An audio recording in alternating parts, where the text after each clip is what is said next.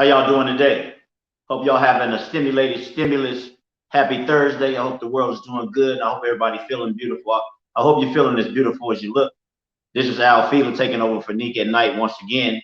And today I want to talk about Kanye West and him becoming the richest Black America, allegedly. I think it's a great feat. I watched Kanye West come up from the bottom, standing outside of the studio, attracting the attention of Damon Dash, eventually making beats for artists, big name artists like Cameron and Jay-Z and all the people at Rock Nation to, putting his own album out and having success. I watched the ups and downs of Kanye West all the way to his new spiritual evolution and the things that he's accomplishing, right now as being a billionaire. I say salute to Kanye West. I know a lot of people feel indifferent. Some people like him, some people don't like him. But one thing I see about Kanye West and the way he navigated his way towards success was he tapped into the two biggest entities, or should I say two of the biggest two entities in America, which are the Christians and the Republicans. And I noticed this morning that I forget the young lady's name that a lot of people go against, the Black young lady that always standing with Republicans and stuff like that. It'll come to me in a second. But she tweeted to Kanye West, congratulations. And she's a big fan of Kanye West as he's a fellow Republican.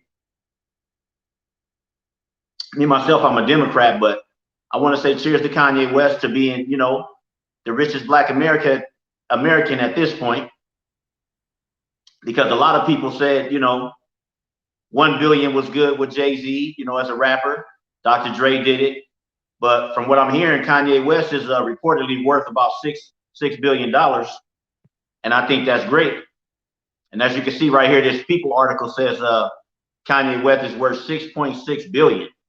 So if you're tuning in right now and you want to tap in, just hit the link, come join me live. I want to ask you a few questions about how you feel about Kanye and him superseding names of people like Oprah Winfrey and Jay-Z, et cetera, et cetera. And it's a few other businessmen.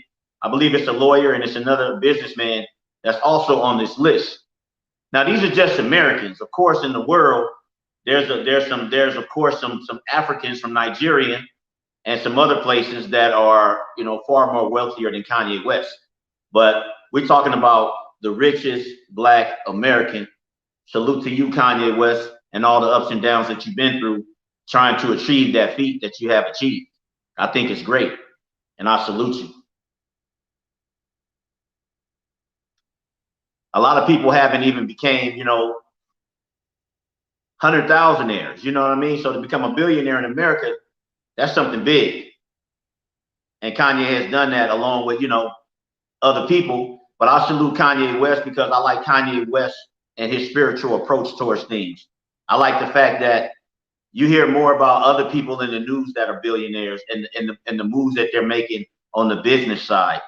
But from what I hear Kanye West the most that I like about Kanye West, he seems to put God at the forefront, like with the Sunday service and all the things that he does, with the music. I remember he did Jesus Walks a long time ago, and that surprised me because I didn't know a record was going to do good like that, with Jesus' name in it, but it did good, and that surprised me.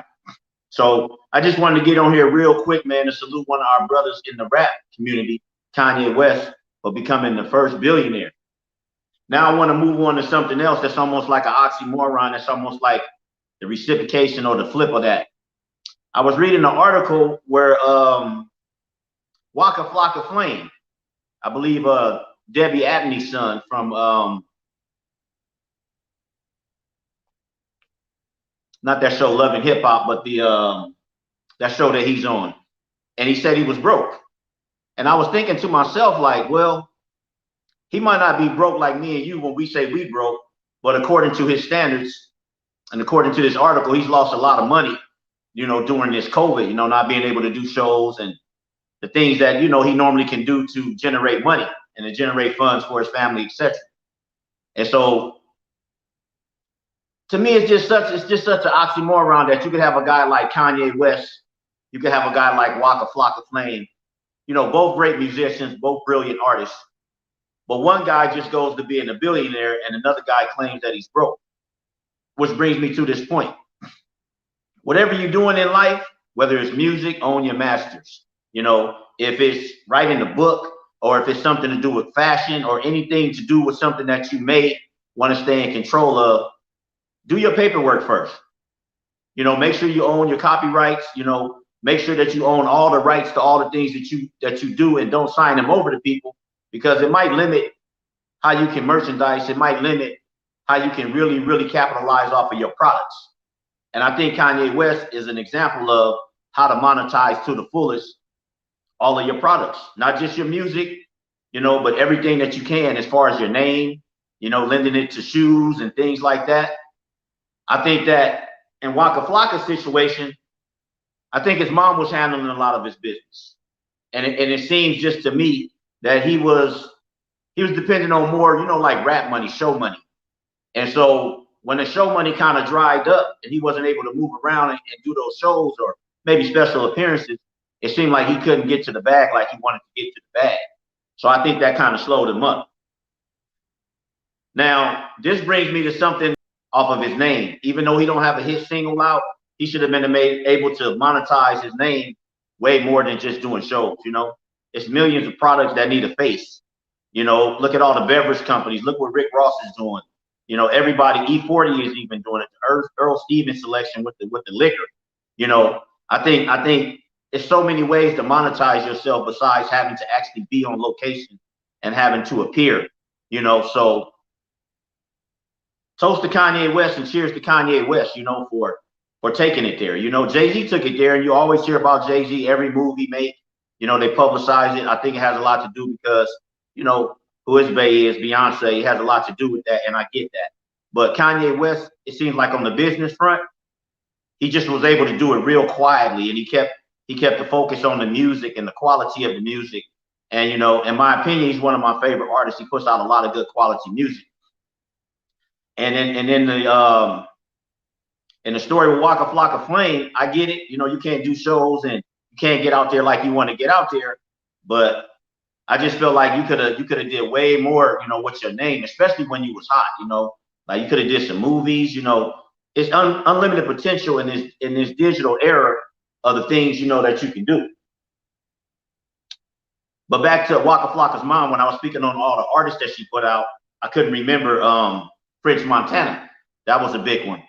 And I remember her saying French kind of turned his back on her, but I think she's a great manager. You know, she knows how to make things happen. But as an artist, I think that you have to know that you are basically the business. You're not a brick and mortar business, but every product is going to come off of your name or off of the moves that you make related to your name.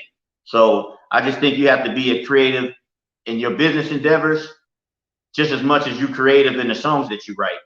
Especially in today's world, you see a bunch of rappers, they might just have one song that's popular, but you see them all over the place.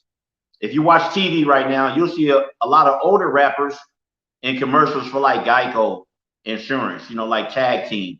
And I think that's great because whoever's working with them and whoever's managing them and some of their people in their corner, they're showing them how to get the bag besides staying relevant, you know, on a performance-based platform, you know, because everything can't be performance-based. So cheers once again to Kanye West and becoming the richest black man in America. I think that's great, bro. And if you see this, man, nothing but love and respect, man, from Nick at Night and Al Fila.